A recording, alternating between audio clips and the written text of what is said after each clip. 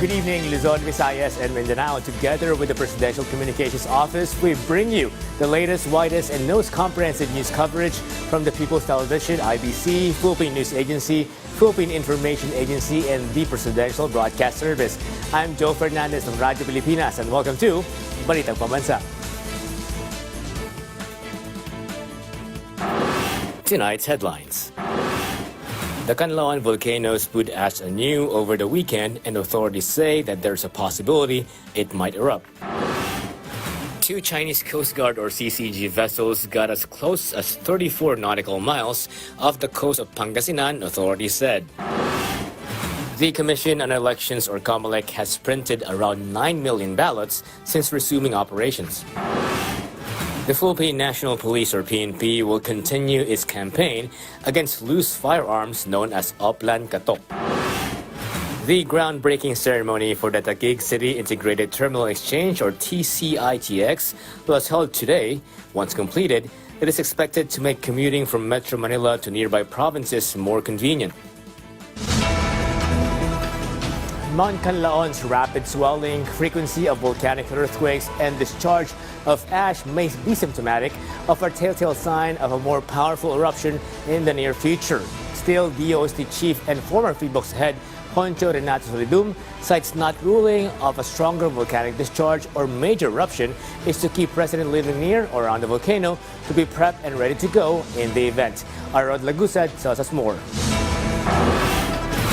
Kanlaon volcano has erupted again, spewing ash. In this PHIVOLCS time-lapse footage, the ash emission is clear from near and far. According to PHIVOLCS, ash emissions were recorded from around 5 p.m. to about 7:30 p.m. yesterday, and again earlier this morning, around 8 a.m. With this, the ash plume reached a height of 400 meters. Overall, 7 ash emissions were recorded from yesterday to this morning. Ito nangyayari sa Bulkang Kanlaon na nagbubuga ng abo, kasama na yan sa eruptive activity niya. Pumuputok na siya. Pero yung ating alert level kasi ay nakaumang yan sa mas delikadong pagsabog pa ng bulkan. Currently, the volcano remains at alert level 3, hence the fair chances or possibility of an eruption according to Solidum. Likewise, other parameters are being monitored such as rapid swelling of the volcano and stronger eruptions or volcanic discharges. Also included are volcanic earthquakes that indicate that magma is rising. Tinitingnan natin kung ano ang nakaamba sa ilalim.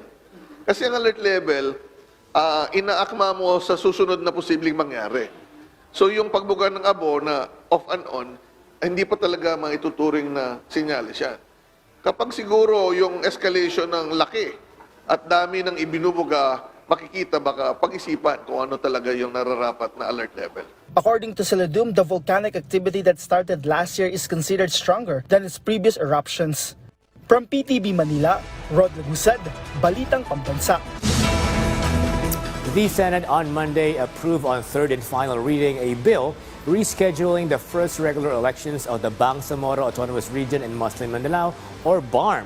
Senate Bill number 29-42 was approved and passed with 18 affirmative votes, 1 negative vote, and no abstentions to reschedule the BARMM elections from May 12, 2025 to October 13, 2025. Under the said bill, BARMM elections shall be held and synchronized with the 2028 national elections and every 3 years thereafter. The Senate version of the bill is different from the proposal in the House of Representatives, which was also approved on third and final reading in the House to defer the polls to May 2026. Should this be the case, a bicameral conference committee will be held.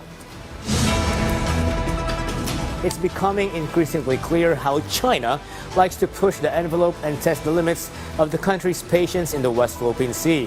One thing is for sure, the PCG and AFP can ill afford to overreact against China's challenges, but instead remain firm in holding ground and calling them out in accordance with international law.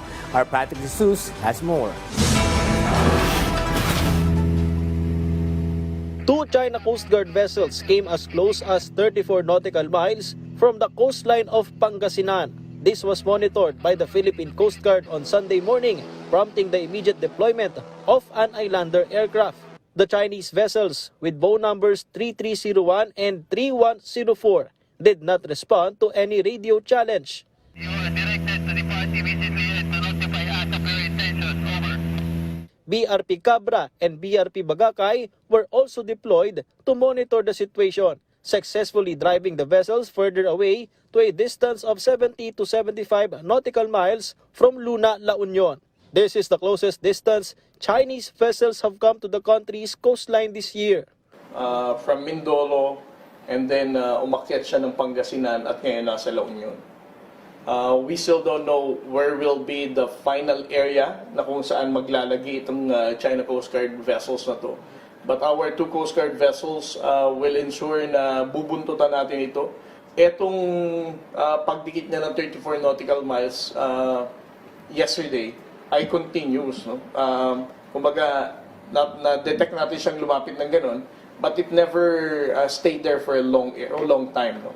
Meanwhile, China Coast Guard vessels have been in rotational deployment or patrol in the country's exclusive economic zone near Zambales for over a month now.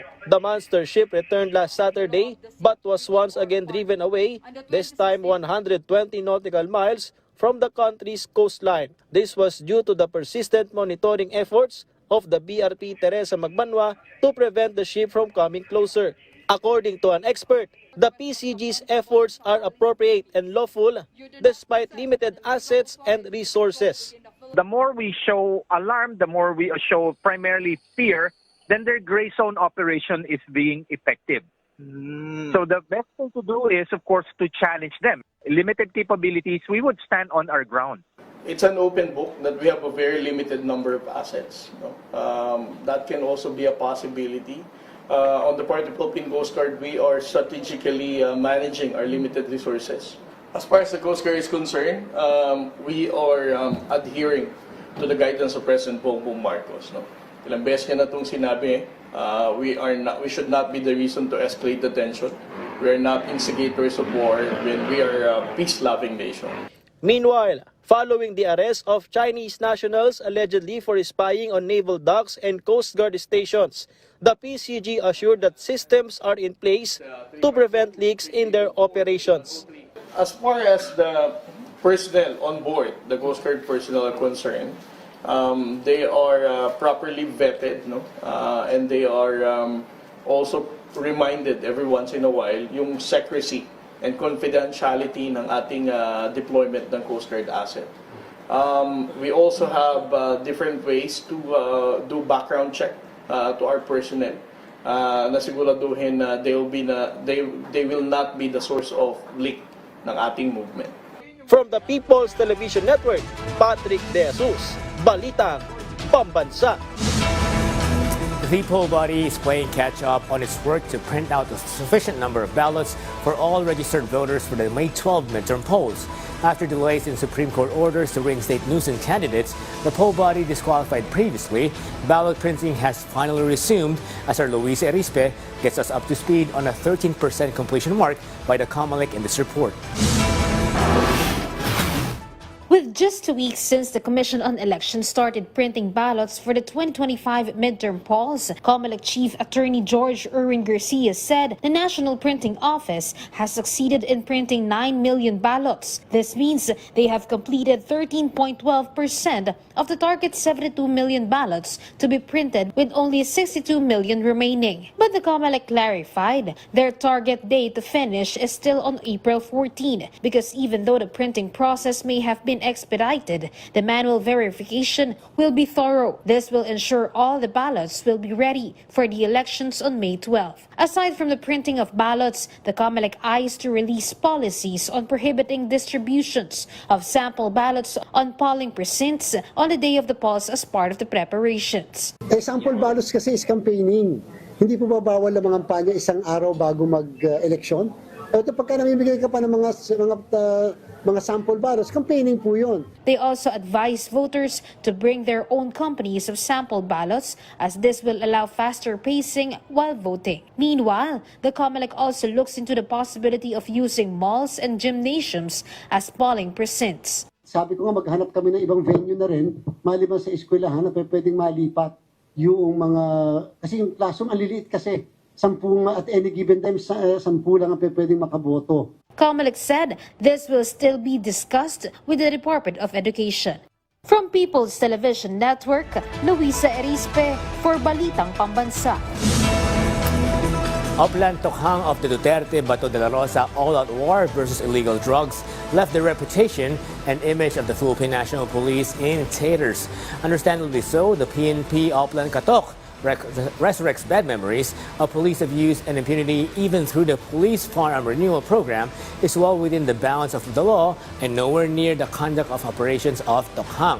Our Ryan Sigues lets us in the revitalized Upland Katok scheme.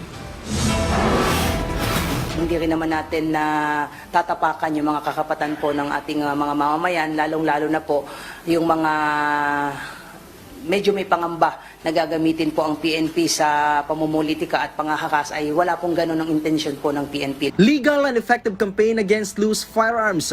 The revitalized Upland Katok. This was emphasized by the Philippine National Police despite continuing opposition and the Commission on Elections call to halt it. According to PNP Chief Police General Romel Francisco Marbil, there is no intimidation involved in their campaign as police personnel simply personally remind identified firearm owners of their obligations. This includes the renewal of their licenses to own and possess firearms or encouraging gun owners to surrender their firearms to the PNP for safekeeping if their licenses still need to be renewed. The PNP chief stressed that Upland Katok is a regularly conducted program based on Republic Act 10591 or the Comprehensive Firearms and Ammunition Regulation Act. We are hopeful and sinabi na rin naman po natin the PNP is willing to sit down and discuss this issue with the COMELEC at isa lang naman yung common denominator ng PNP at ng COMELEC is to come up with a guidelines na ma-achieve din po ng PNP yung objective niya to make sure na ma-account po natin lahat ng loose firearms. The PNP also emphasized their priority is public safety and with no political entity favored or preferred. Marbil also described concerns that Upland Katok may be used for malicious purposes during the election period as speculative. Meanwhile, Metro Manila's crime rate continues to decline. According to PNP data, index crimes, which include crimes against person and property, dropped by 19.61% in January. A total of 451 crime incidents was recorded in the first month of 2025, significantly lower than the 561 incidents in the same period in 2024. Crimes such as rape, physical injuries, homicide, murder, and theft also saw a notable decline. The NCRPO asserted this decline reflects the PNP's relentless efforts to ensure public safety. From PTV Manila, Ryan Lisiges, Balitang Pambansa.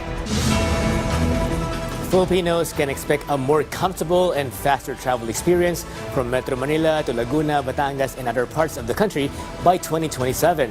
This after the groundbreaking ceremony of the Taguig City Integrated Terminal Exchange, or TCITX, led by Transportation Secretary Jamie Bautista, Ayala Corporation Chairman Jaime Augusto Sobel de Ayala, and Taguig City Mayor Lani Cayetano was held earlier today. TCITX is a new multimodal hub designed to ease traffic congestion in southern Metro Manila and is expected to serve over 160,000 motorists daily. The terminal will also feature a centralized ticketing area, a passenger concourse, and a pedestrian walkway connected to the FTI station of the North-South Commuter Railway and the Metro Manila subway system. This Taguig Integrated Terminal Exchange, or TCITX, to rise from this site, will redefine how commuters navigate our transport network. This project, led by ARCA South Integrated Terminals Inc. of Ayala Land, will be instrumental in decongesting major thoroughfares and offering a smoother journey for the riding public. Just a few months before the 2025 midterm elections, House Senior Deputy Majority Leader Sandro Marcos stressed the importance of the roles of public officials in the country. At the House of Representatives flag ceremony, Congressman Marcos highlighted that public service is not just a job but a lifelong commitment. He further said that the future of the country depends on the public officials, therefore, they should do their duties in the best way they can. Moreover, he assured that their proposed projects and laws were grounded in the right principles. The privilege of serving the public comes with a profound responsibility to listen, to understand, and to act. Our role is not merely to speak, but to ensure that the voices of the unheard are amplified and addressed. Every bill we propose, every law we pass, every reform we champion must be grounded in the principle that governance exists not to rule, but to uplift. The Civil Aviation Authority of the Philippines, or CAAP, said it would take at least a month to determine the cause of the crash of helicopter RPC-3424 in Guimba, Nueva Ecija, which claimed the life of its pilot. According to CAAP spokesperson Eric Apolonio, the agency is currently investigating the records of both the aircraft and the pilot. Reports indicate that the helicopter departed from Manila on February 1, 2025 at 10:22 a.m. for Baguio, where the passenger disembarked. From Baguio, it flew and landed in Balitang Pambansa at 12:05 p.m. for refueling.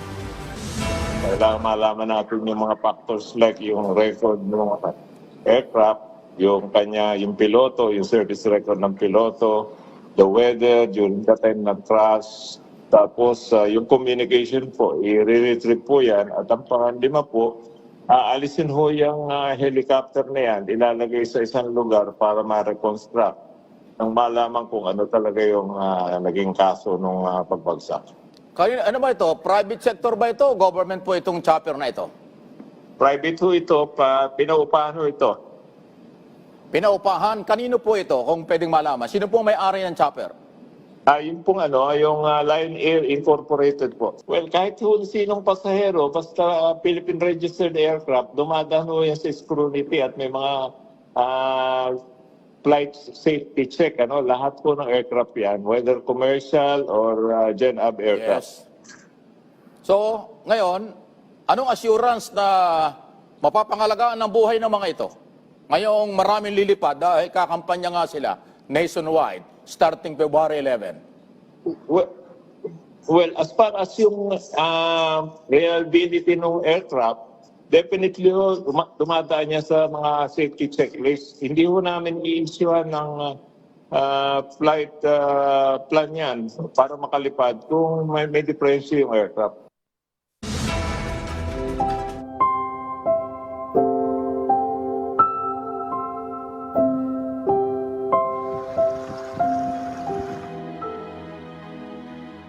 Sa likod ng makulay na pasilyo ng Bago City, Negros Occidental, ay ang kanilang ipinagmamalaking kasaysayan at relihiyosong mga kapistahan. Ngunit, kapag dangalang siyang sinasambit, maituturing rin ang pagbisita ni Presidente Ferdinand Bongbong Marcos Jr. na isang makasaysayang pagtatagpo nang namigay siya ng support services sa mga benepisyaryong agraryo. Itong programang pang-agrikultura ng pamahalaan natin ay nagpapakita lamang ng seryosong pagkilos ng administrasyon upang matulungan kayo na magkaroon ng higit na kakayahan, kasanayan at mga pagkakataon sa pag-unlad. Ang project split ay nakapagpamahagi na ng 2,677 na mga klowas na katumbas ng 2,784 na ektarya at ito ay magpapatuloy. Kinikilala rin ng punong ehekutibo ang mga magsasaka bilang mga bagong bayani ng bansa para sa taong bayan. Isa na rito si Rolando Olaira Sr. Masadyahan ako kag nalipay ako naging sa amon ni sitwasyon ko alalayan niya. Madamo gid nga salamat President Bongbong Marcos kag Sanar.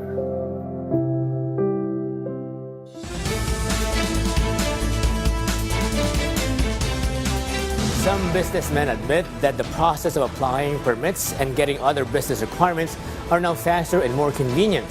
This is the result of the implementation of Marcos administration's program under Republic Act number 11032, or the Ease of Doing Business and Efficiency Government Service Delivery Act of 2018. According to the Anti-Red Tape Authority, the program can attract more business investors due to the convenient way of acquiring business requirements. In relation, ARTA organized a forum that tackles Be Ready or Business Ready Environment. It aims to provide solutions for the challenges being faced by the business sector. These scores show regulatory framework excellence, attributing to the government's ongoing ease of doing business initiatives and digitalization efforts which have streamlined regulatory processes, enhanced transparency, and reduced bureaucratic inefficiency. Business Ready has this short name, Be Ready, which of course, as you can tell, is a call for action.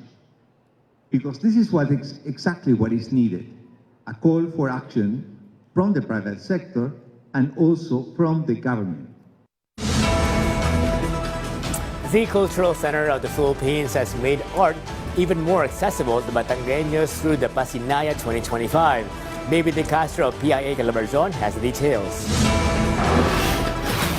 The 2025 National Arts Month formally kicks off in Batangas Province, the celebration of the country's largest multi-arts festival, Pasinaya 2025. In partnership with the Batangas Provincial Tourism and Cultural Affairs Office, Pasinaya brings proudly Pinoy culture and art to the public, where they can watch and join various artistic activities. Napakalaking karangalan sa buong lalawigan ng Batangas na tayo po ay isa sa napili ng Cultural Center of the Philippines or ng CCP para mag-host nitong largest multi-arts festival na ginagawa po annually sa buong Pilipinas. Launched in 2005, Pasinaya is originally just held at CCP in Pasay City. But with the increasing number of participants and spectators each year, the festival is made accessible in different parts of the country. Sa pagdaan ng mga taon, dumami ng dumami ang mga manonood at lumaki ng lumaki ang CCP Pasinaya. Pasinaya features Paseo Museo, which serves as a guided tour of local museums and exhibits. Alitan, where artists and cultural organizations connect and exchange ideas. And Pamilihan, featuring the works and crafts of artisans and creative entrepreneurs. Generations of Batangueños have been recognized for their talent in the arts. For the Piticao, participating in Pasinaya is only one of their many initiatives to promote the creativity that comes natural to its people. From the PIA Calabarzon, Baby De Castro, Balitang Pambansa. The Caraga State University in Butuan City has invented a machine that extracts starch from the lumbia tree. Renel Luzon Escuadra of Philippine Information Agency Caraga has more. The Caraga State University in Butuan City, through the Center of Resource Assessment, Analytics and Emerging Technologies, or CREATE, and the Department of Agricultural and Biosystems Engineering, with financial grant from the Department of Science and Technology, Technology Application and Promotion Institute, or DOST-TAPI, invented a machine known as Sagupith extracting device that can efficiently remove starch from the inner part of the lumbia tree. That will strengthen the starch industry in the country. According to Engineer Aljon Ibacobo, project leader and center director of CREATE, because of the difficult and laborious manual process of extracting starch that would take 3 to 5 days, lumbia tree ended as underutilized rich source of starch despite its abundance in the locality. By this technology, the Sagupit extractor, so we can help the community in rasping the pit by having the manual, it turns to the mechanical, which is ang capacity kay mabot na og 400 kilograms per hour. The Sagupith extracting device is now on pilot testing to 3 livelihood associations, namely Kabaang Livelihood Association in Baan, Kilometer 3, Butuan City, Municipal Agriculturist Office of Esperanza, Agusan del Sur, and the Julitanhon Integrated Farmers Association in Julita, Leyte. For the Balitang Pambansa, Renel Luzon Escuadro from the Philippine Information Agency, Caraga. Meanwhile, the Ifugao State University has developed a mobile application that can help the youth appreciate Ifugao's cultural tangible materials more. Florida Robles of Philippine Information Agency of Cordillera reports. The Ifugao State University, through its globally important Agricultural Heritage System Center, has developed a mobile application to help the youth appreciate Ifugao's cultural tangible materials. The project is an innovative way to reintroduce Ifugao's cultural artifacts to young people. They use gadgets every day, most of the time. So why not put this in the gadgets they're using for them to learn more of our culture? The mobile app digitizes 5 cultural artifacts in 3D mode: the hapillo or shield, hagabi or prestige bench, laluya luhong or mortar and pestle, pahul or spear, and bale or native house. The app uses markers or QR codes to bring these cultural artifacts to life, allowing users to explore them interactively. Sa AR kasi, augmented reality, yung virtual components na yon i-combine siya sa real-time na map natin or real world para mag-combine yung reality natin as parang dito yung physical form sa virtual form using apps. Usually wala kang makikita dyan. But with the phone, yan siya. Makikita yung mga info. Ganito yung AR. The initiative titled Exploring Metaverse, Creating Preferred Futures for Heritage Conservation was funded by the National Economic and Development Authority. It was implemented in partnership with various stakeholders, including representatives from the Ifugao Heritage Sites, Kiyangan, Hingyon, Banawe, and Hungduan. Florida Robles of PIA Cordillera, Balitang Pambansa. The Armed Forces of the Philippines Peace and Development Office commemorated the World and National Hijab Day with the theme, The Hijab Uniform, Symbols of Strength, Unity, and Peace. A dialogue with veiled or hijab-wearing women was held, giving importance to Senator Robin Hood Padilla's Senate Bill number 1272 and its counterpart House Bill number 5693 in the House of Representatives, which declares February 1 of every year as National Hijab Day. Our very own Princess Habiba Saripaudak, the first Muslim TV news presenter in the history of Philippine television, together with Director Samira Gutok of the Office of Senator Robin Hood Padilla, were welcomed by hijabi troopers, women soldiers who aren't Muslims but chose to wear hijab, displaying their respect and oneness to the Muslim community.